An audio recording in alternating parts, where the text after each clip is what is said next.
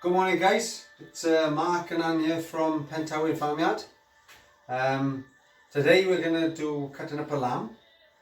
This is one of our own lambs. We did one last night as well. So what they are is a blue Texel tup with a commercial Texel ewe, and these are the lambs we've had off in the spring. So what I'm going to do is we're going to show you how to cut up a lamb nice and easy with a little bit of a mix, so that you've got nice joints like whole legs. We'll have nice loins with the ribs cut out and all the rest. Short breasts, so we leave the point end on the shoulder. There's not a lot of meat on the shoulder. It tends to be on the breast. It tends to be a little bit fattier. So what we're going to do with that, I'm going to show you how I cut them up differently. Instead of having a blade and knuckle on the shoulder, we're going to cut it down like you'd have a hand and spring of pork, or like a clod and sticking in beef. So it's going to be a nice eye, like a chuck roast of lamb, which is nice, easy to bone, and then rolls lovely and it slices great, so it's fantastic. And the other side, the knuckle, which is a little bit more bone in it. I'm not going to fuss with the bones too much. I'm going to leave a bit of meat on them, and then they'll be good for stock. And all the meat off the bones, we're going to go in to make lamb burgers. I'm going to show you that as well. So what I'm going to do now first, I'm going to split the carcass down in two. I'm going to go straight through the neck as well, so we've got two halves to the neck. And the reason that we're doing that is you've got to make sure that the spinal cord is taken out, because that's contaminated, or not contaminated, they worry it's got CJD, so it's a controlled substance that needs to be got rid of. I'm probably not using the right terminology, but it's no good for us and they want it out.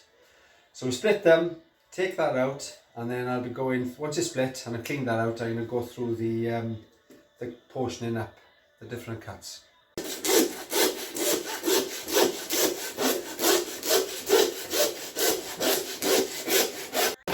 So as you can see now, got half the spinal cord running down, all the way down through there and through the neck.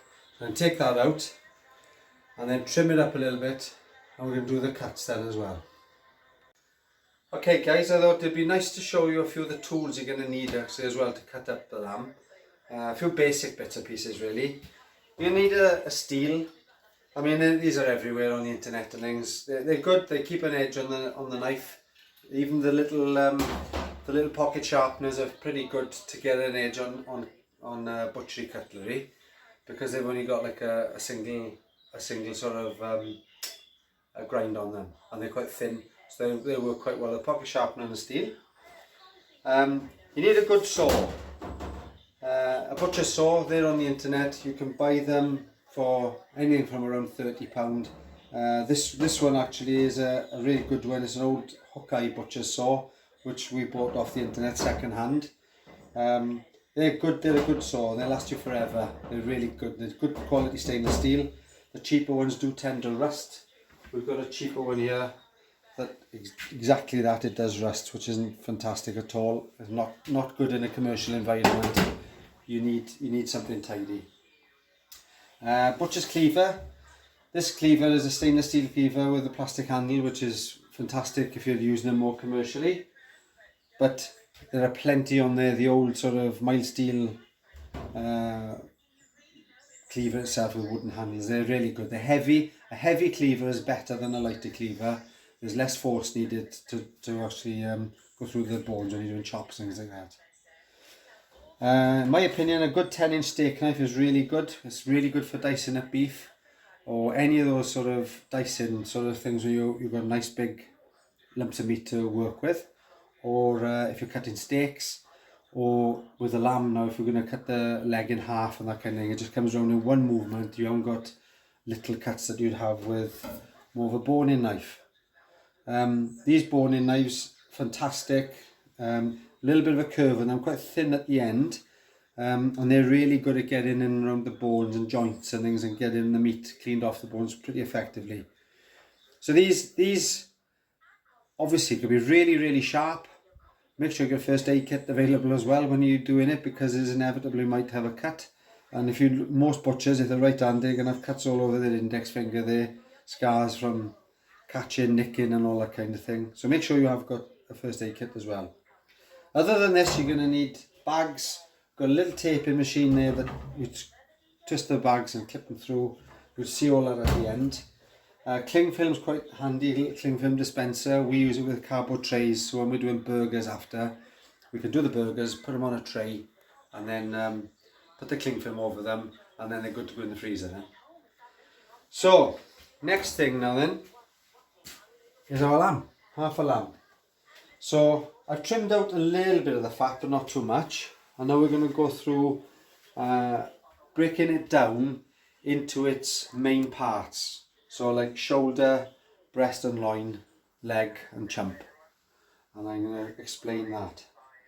So, first of all, I'm going to turn the lamb over, and we're just going to take the neck off here first. So just cut through just till I touch the bone, and then I'm going to get the saw.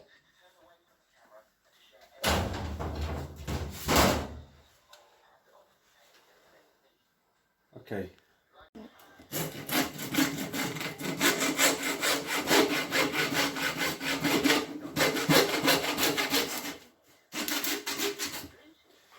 There's a nice lean neck.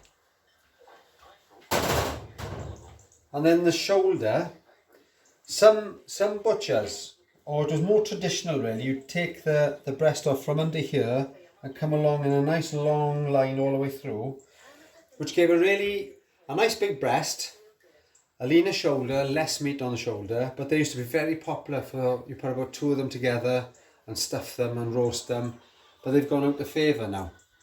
And things like burgers and things have become a lot more in favour because it's easier to cook food like that. So we make the shoulder a little bit bigger by leaving that part of the breast on.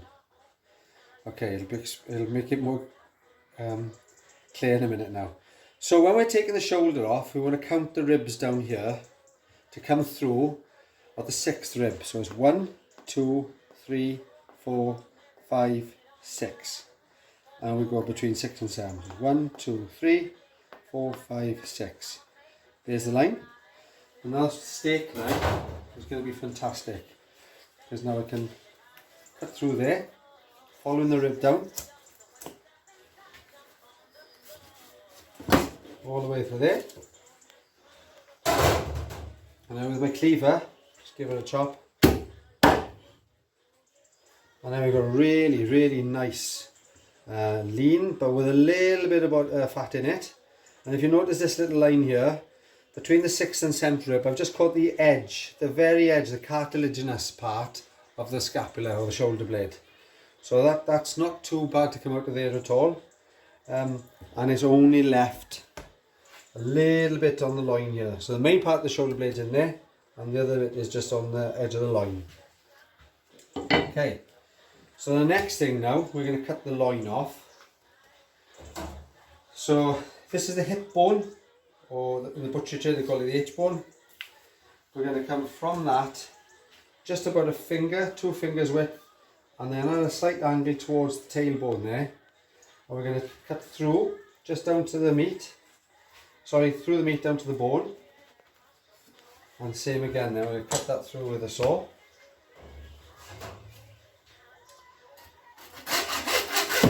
Oops.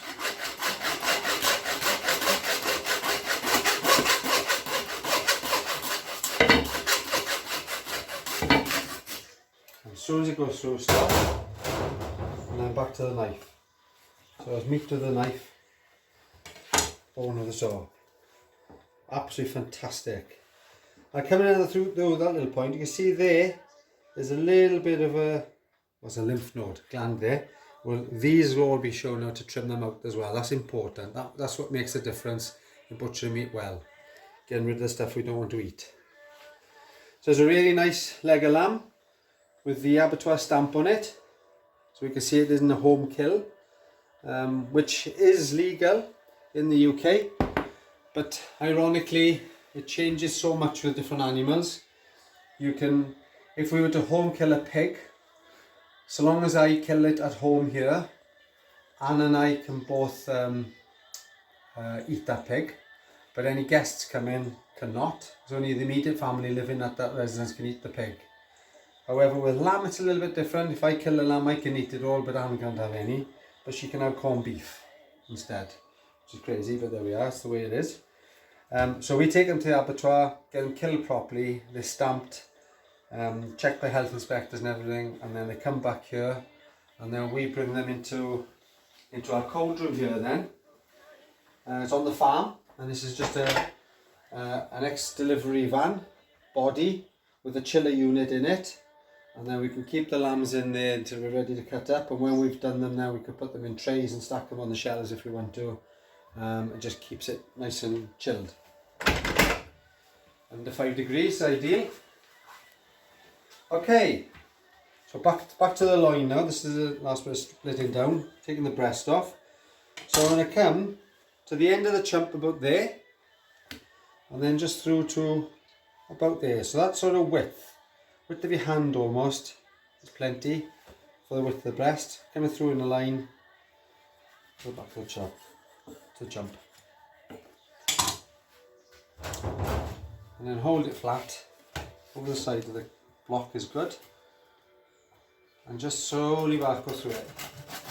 Not easy to cut these usually, especially when the saw blades are a bit on the light side.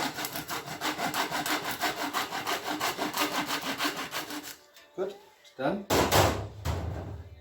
Follow it through with a knife then, one movement all the way through. So it's a nice small breast of lamb that's fantastic for stews or cooking in the oven.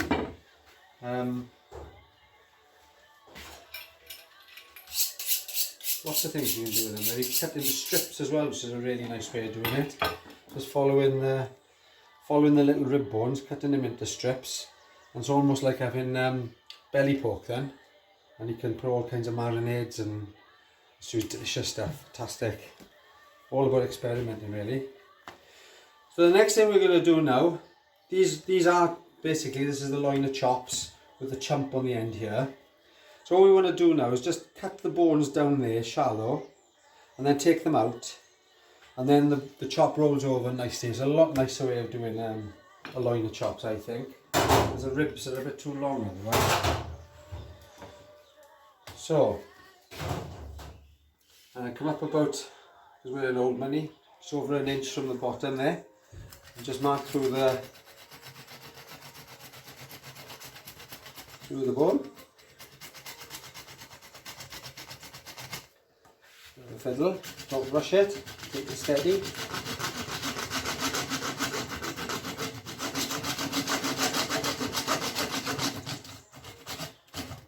It's always a good idea when using a saw like this as well. Try and watch both ends of it, and long saws.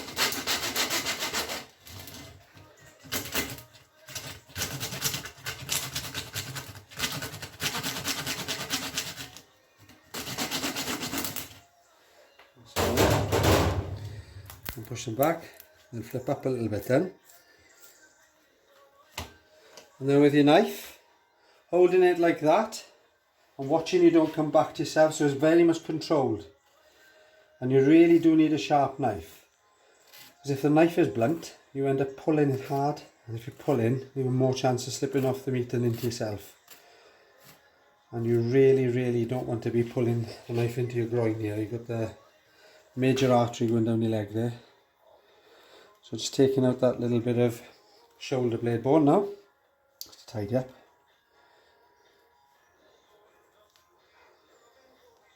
And then go under it as well.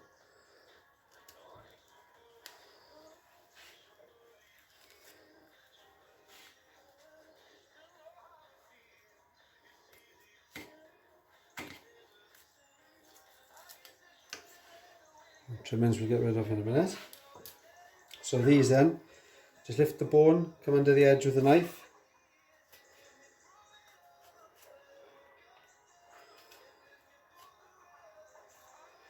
So you can lift them all like that and they come out pretty clean then, which is fantastic.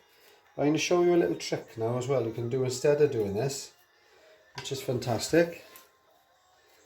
Really good as well when you're doing pigs like this, or pig pork chops. You do the same thing. What we're going to do is a bit of butcher's string. Just tie it. Just an overhand knot like that. So you've just got a loop now tied off, and you can hook that over the end of it, hold it down with your finger, just pull it through. Same that one.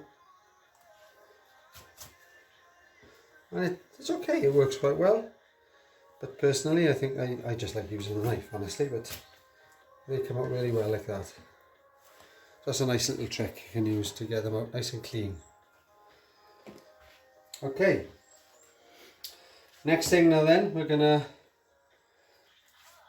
take the chump off. So if you can see down the loin here, you start noticing a bit of a bump coming out there. That's the edge of the bone. So we're going to come down just to the left of that. We might catch the bone and we might need to, there we go. So it's just in there. You can see I've just caught the edge of it, which is fine. And then the cleaver again then.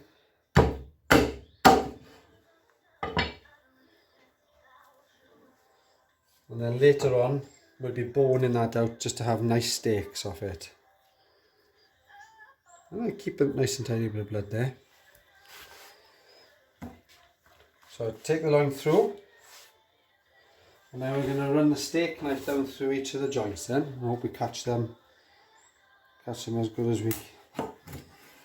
Just on the edge of it.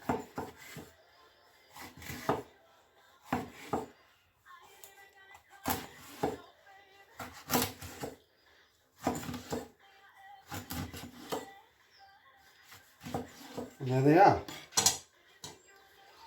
We move them away. This is where now a nice heavy cleaver is good. You don't want to be swinging it like you're cutting logs. That's nice and small there. They're lovely little chops. Not too thin, not too thick. Put a feed on them. Nice lean lamb. That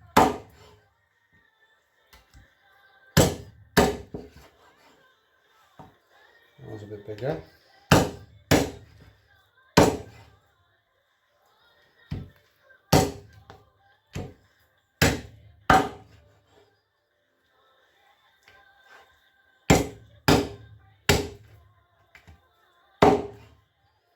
Go. Nice little chops there. Nice rack of chops. Fantastic. Okay guys, so now we're on to the leg. I'm just trimming off some of the little bits and pieces. They're not much, well, not nice to have there, but there's a bit of meat on that. So we keep the bit of meat. That'll be going into a mix now for our lamb burgers. So this now, the hip bone, we're going to take that out. So I'm just going to cut down through that. Pretty good there actually. Back to gripping it like you mean it. Then just come in behind it.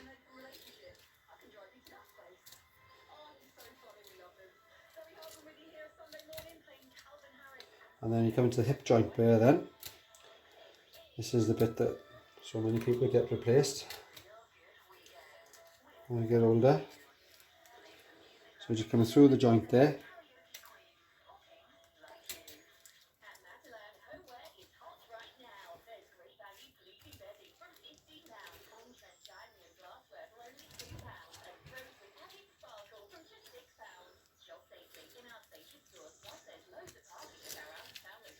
So as I said before, if I was taking a little bit more time, I would undoubtedly be getting the bones a little bit cleaner on the first attempt, yeah? If there's anything on there that we really want, remember we're doing the burgers, so you can take a bit out.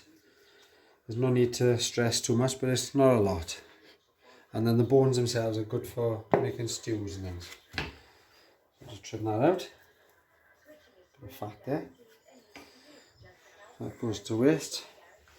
We've got a little gland on the end, we're going to take that off. That's not nice, they're bitter if you do eat them. Horrible. Trim the leg a little bit.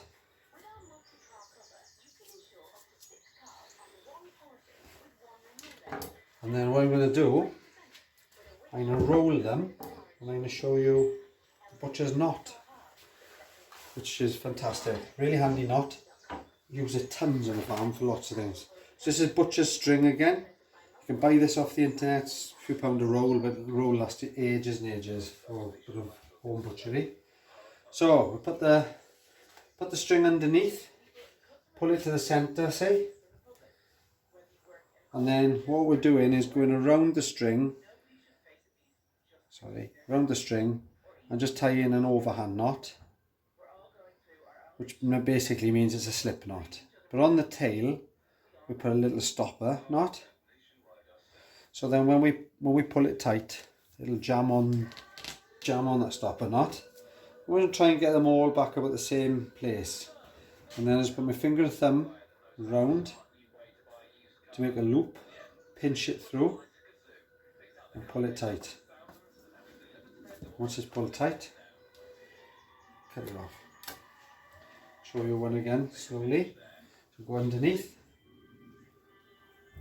over the top, overhand knot, straightforward overhand knot, then a stopper knot,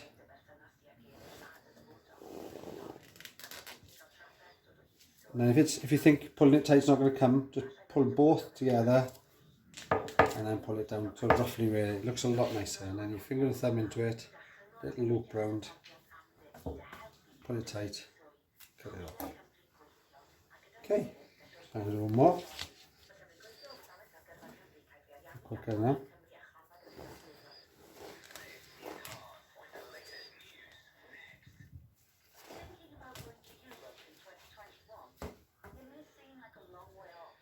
And then what we're going to do here, I'm going to cut this lamb in half. I'm going to know it for now. So we'll cut this one in half. So I'm going to put a couple more strings on it. So I'm going to split the difference there now between the, and cut this one in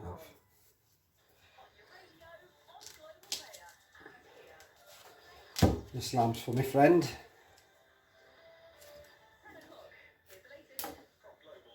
Well, they're both actually for our friends this time.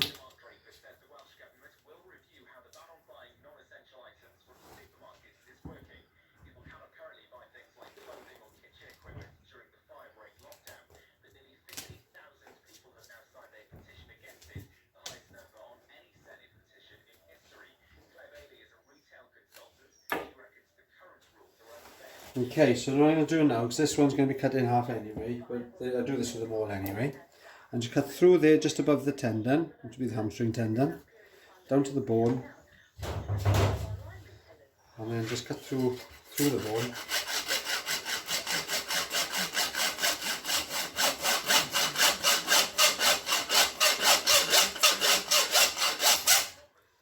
There.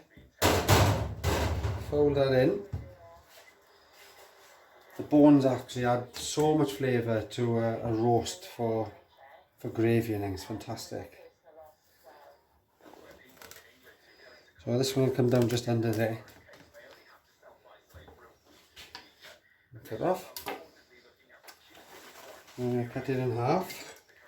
I'll go through there. So this end will be a little bit bigger. So if people have got people come in or something like that, they've got one slightly bigger, one slightly smaller. Down through the meat.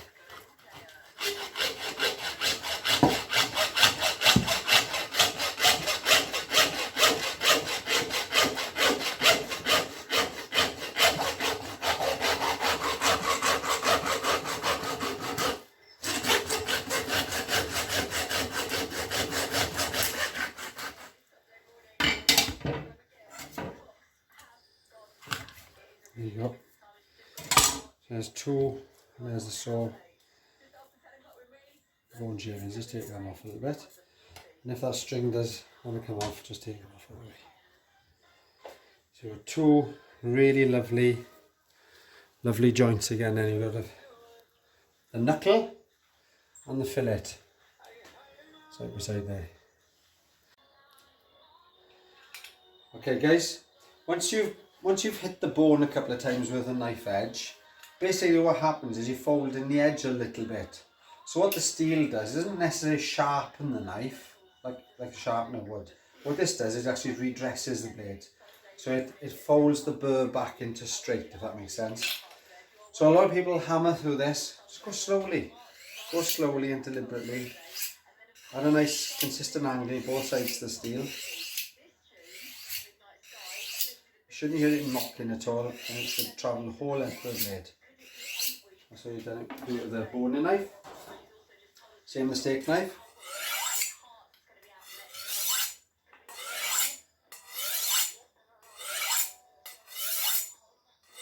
That's enough. Done. So, what we've got now the shoulder and the shoulder blade. So just talking about this quickly, traditionally, to turn this into half a shoulder, you take a line through behind the knuckle here, back to there, take that off, maybe take out this bone, and then you'd roll this part, and that was a popular joint. It was called the blade end of a shoulder. So you had a nice sort of tender meat down this side with a little bit what would be the top end of the breast on here then. And then this end of it, from the knuckle forward, believe it or not, is called the knuckle. So I was typically used more for stews or in Wales cowl and things like that. You know, it would be a boiling joint. Really tender. Fantastic when it's boiled like that. Loads of flavour because there's a little bit more fat in it.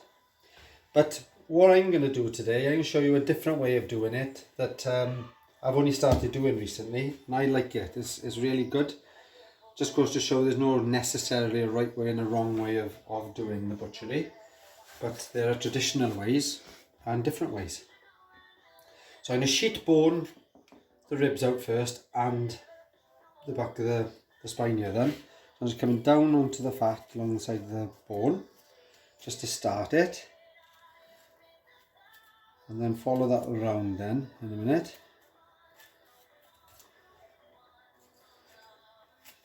And then peel it back and follow the bone. Same as I was saying again before, you can really go to town and doing a job this way. You're following the bone really tight, lots of little.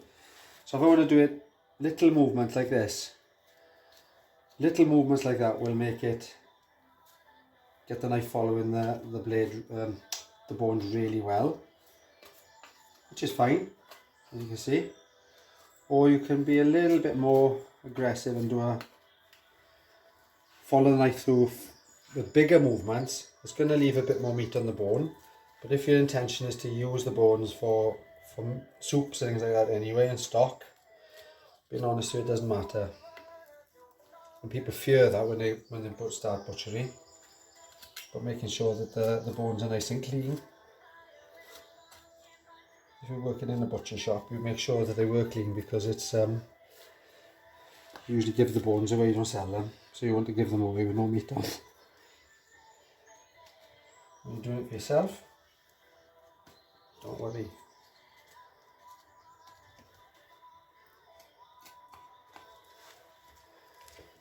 So we're just there now, following down through the top end of the neck, that hasn't been cut off, obviously.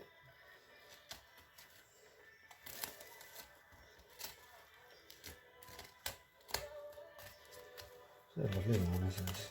It's spot on. Just enough fat in my opinion. Any more would probably be getting onto the too fat side of things, and a bit less probably be a bit too lean.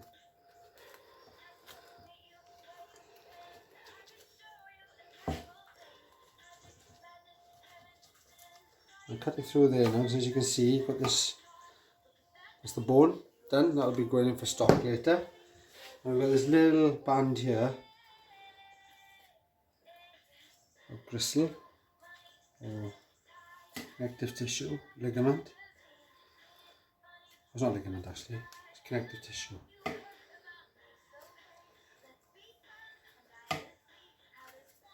Want that out because it's obviously, that'll be very chewy. Okay, so we're through to there. I'm going to take some of the fat now off what is the top end of the breast that we left on, remember? This is quite fatty. There we go. And if this is about self-reliance and everything, yeah, and you really want to maximise it, this fat, you can put it in a big pan, melt it down, and turn it into tallow, which is basically animal fat candles, and it does work well. I've done them, made them, and they do smell a bit. Lamb more than probably, well, definitely more than beef, but it means none of it's getting wasted. So I'm just taking a bit of fat out here now. Onto the neck.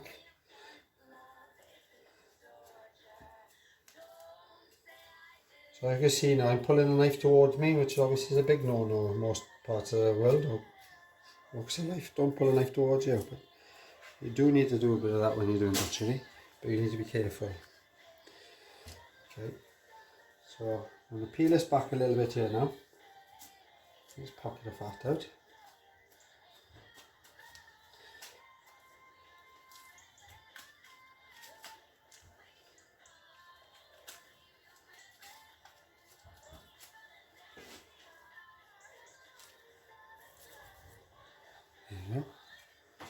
Okay, so like I said, traditionally now we could roll that as it is and then cut it into half and have the blade end or the knuckle end. But what I'm going to do is I'm going to cut it through here, straight down there, and you'll see why now. I'm going to use a stick knife for that. So we're going through here, like that, and I'm going to cut it through.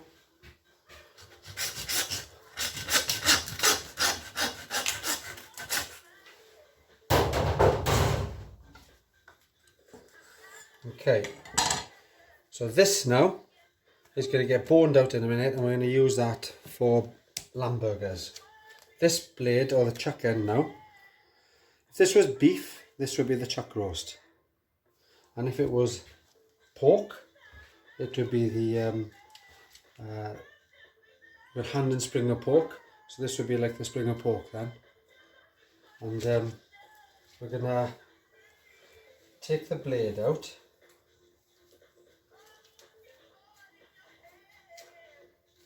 Fantastic little joint this is. Like I said, I've only been doing this for a short time.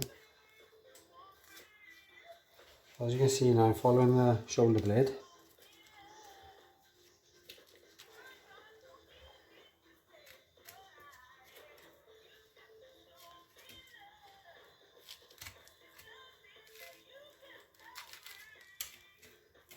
See there? A little bit more. It'll be rolled now in a minute as well. You could stuff this as well, which would be lovely. But when we're doing lamb for people, like we've done some amazing sort of stuffings in the past, and then they're down to personal choice where people actually didn't like them because they were like apricots and all nice herbs and things, and it becomes personal choice really. So now we just do them simpler, easy, bone and roll it. We can add their own stuffings on the side then if they want them, but certainly for yourself. Nice, very nice to do.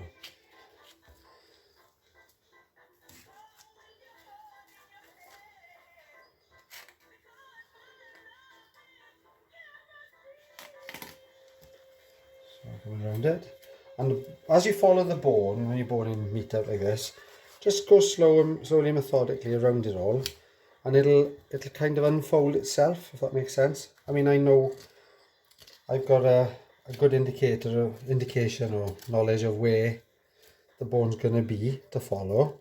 But if you're only using the tip of these little boning knives, you're going to find it anyway. Just go slowly and methodically. There you go, we're nearly there. When you get to the top end of the shoulder blade here, you want to be careful that you don't go through the top of the shoulder, through the back end here. So go cautious on that. Once you've got most of it, hold it down and tail it back. There you go.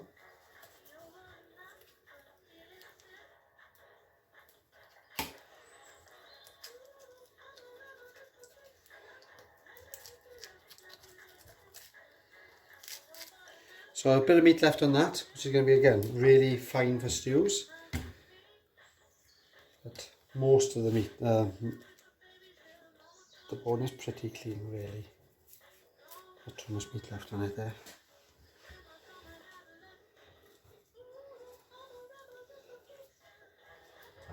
So these little pockets here, you really do need to spend a couple of minutes getting the fat, and in there now. Out. This is in the top end of the shoulder. I'll show you in a minute now. They're always there. They're meant to be there. There you go, just coming under it. That's what it looks like. Kind of an opaque kind of colour. Totally healthy. It's meant to be there. We've all got them. We've all got them, especially in our necks, actually. So that's out. Most of the fat's out. I'm quite happy with that. That'll be a nice joint there now. So what we're doing now, we're going to roll it. But I want to show you that. So there's the pocket that gland is in. Turn it back a little bit more.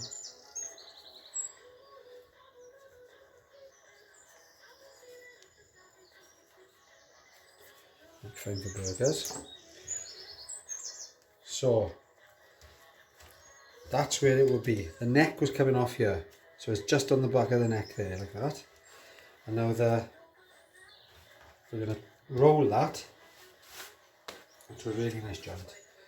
So the nice thing with this now, once it's cooked, it'll be so easy to slice it for the plate, or when it's cold for sandwiches and things like that, you know.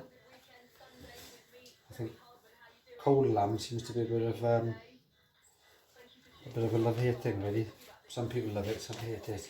But personally, I think that if it's been defatted quite well, it's absolutely lovely. If there's quite a lot of fat left in the meat, it isn't at its best, I think, cold, but again, personal choice. So again, what I did, started in the middle with the string, and then come out either side. Could leave it like that, that'll be fine. But to make it a bit tidier, I'm just put one in between each of these now.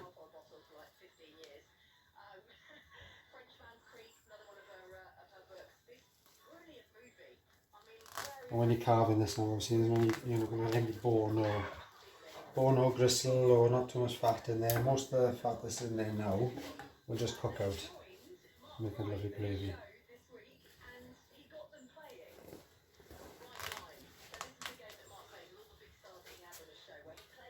One more again on the end.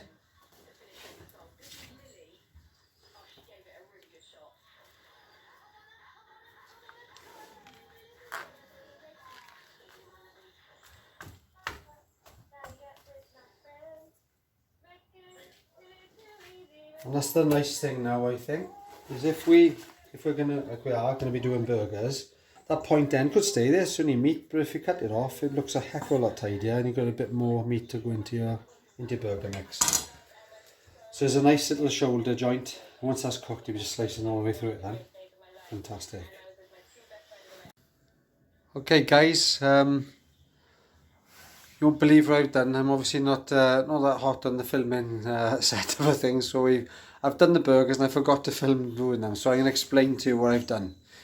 So we had all the trimmings, and then we put them in the mincer, put them through the mincer into our mixing bowl, and then in the mixing bowl, the very basic recipe we've used for these burgers is we mince all the lamb through, pretty lean, and then mixed in quite a few onions with them as well. With this batch has made this many burgers here now.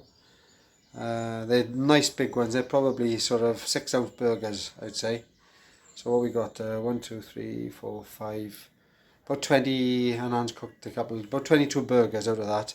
We put about 6 tidy size onions in with it. A nice sprinkling of white pepper, a little bit of salt, and a nice little sprinkling of mixed herbs. Nothing's measured, just how it looks. And then once we put that all through, I use an ice cream scoop then with a little lever on it, which I think is absolutely fantastic because it puts them out into nice balls. So once they come out of that, through the mincer, mix it all up, Put them through the mincer again to make it nice and well mixed and a little bit less coarse. And then we put them through this little burger press, which is an absolute little gem. You can buy these on eBay, they're very good. How things have changed over the years, amazing. So you've got the top piece here is for you to put your papers in. This is a 4-inch one. You can get 5-inch diameter burgers as well, but I like the traditional 4-inch ones. You take a paper, put it on top, push the little button on the side, and then it drops down. Put the meat in, paper on top, and then when you pull the arm, this automatically closes over it and presses your burger, and then lift up, it puts it out, and you're away to go onto your trays then, and we've covered them with a little bit of cellophane. So they're now ready to go in the freezer or be used nice and fresh.